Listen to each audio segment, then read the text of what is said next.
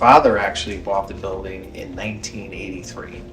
And so the reason he bought the building is we had our metal finishing company, which was started by my grandfather, William, was located in Waterbury, and we had 20,000 square feet, and we were running out of space. And so my father kept looking around for properties, and then finally honed in on this building. It took a lot of negotiations and haggling with the bank, and we finally purchased the property in 1983 to house our small little 20,000 square foot company in a 290,000 square foot building. So certainly was a challenge, but my father's thinking was we had two tenants that were already in the building that were going to stay, and that would help pay the mortgage. And so we moved here in early 1984. We took over 40,000 square feet on the ground floor, and we had the two anchor tenants, and then we slowly started to build a tenant base in the building. So that's where the necessity of space in a new building brought us to Thomaston. Yeah, we're a little bit of a unique business. We actually provide a service to the manufacturers. So they manufacture the components, mostly small components, for a number of industries, automotive probably our largest, and we provide a service, meaning we put a finish on a metal component that makes it more functional, more cosmetic, more wear resistant for the final application. So we're currently at about 120 employees here. We run 2 shifts, we run 10-hour shifts, so we operate about 20 hours a day, 6 days a week. And then of course Unimetal is the largest tenant. Unimetal is the family business that my grandfather started, Unimetal, for which I'm president, run all day-to-day operations. And so we take up the ground floor and everyone else is up above.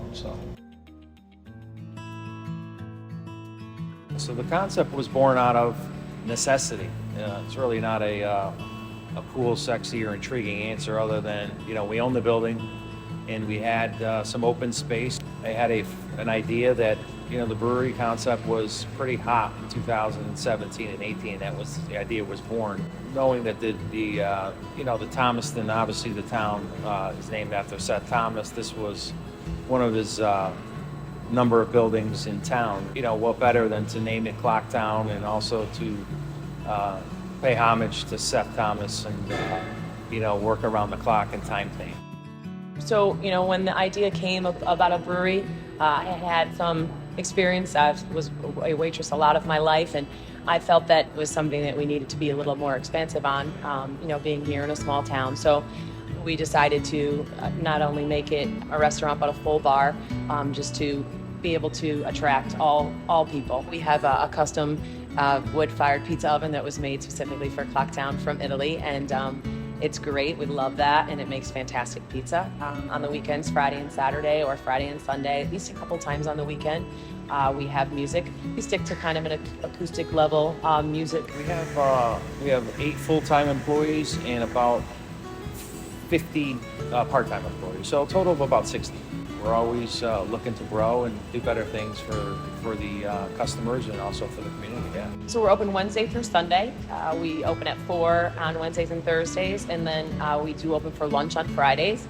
And then of course we're open for lunch on Saturdays. We open at noon on those 2 days, and then we do brunch on Sundays. A few of the challenges obviously were right from the start. The building wasn't zoned for a brewery, so we had to redo the plumbing, gas, electrical, HVAC, all that. And then when we were about to open, COVID happened, and so we delayed the opening by about 6 or 7 months. We were opening in a difficult time. It was 2020, so obviously when the idea came and the construction of this place happened, that wasn't even in sight. And then when that happened, it was, we had to make sure that we were going to be able to successfully move along. We're always looking to continue to grow.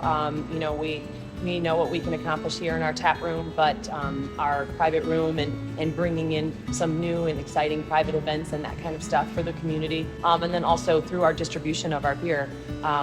We have a lot of package stores and restaurants and bars that have our beer and that carry our beer, but it's a big area of concentration for us and growth for us because I know that you spoke with our brewers, but they have some amazing award-winning beer, and we really want to be able to get that out. We do self-distribute that, and so our goal is to really, really grow that. What separates us from the 120 other breweries in Connecticut is the fact that we have a unique brewery concept, and the fact that when we want people to come here for an experience.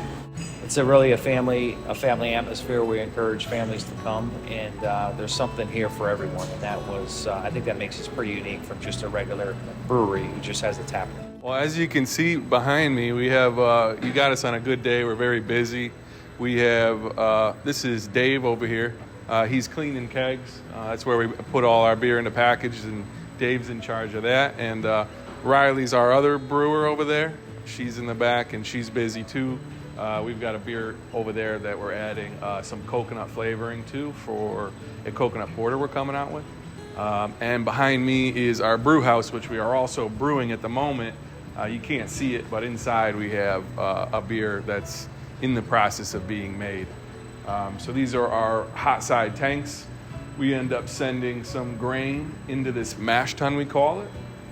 We mix it with water, it turns into sugar. And then we transfer it over into the kettle where we boil it. And then from the kettle, we cool it down and we send it to one of these other tanks behind us. Those are called fermenters. And we add yeast, and it creates beer, creates alcohol, which creates beer. And then at the end, we'll end up putting them into these kegs. So this room is where we start the beer and where we finish the beer. Our beer is, most of it comes out here at the bar in our tap room. But we're in liquor stores, and we're in restaurants. We're in some festivals. Anywhere where somebody would like to purchase it, pretty much is where we send it out. So, we want to make the best products in the world. Every day you just want to be the best every day. So consistency and constant improving our recipes and improving our process so that we can,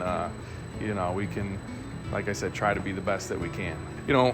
Beer brings people happiness and brings people together, and it creates conversation. And so I guess the most exciting thing is that we get to be a part of that, creating something that people enjoy, and, seeing the smiles on people's faces after, so that's, I guess, the biggest thing.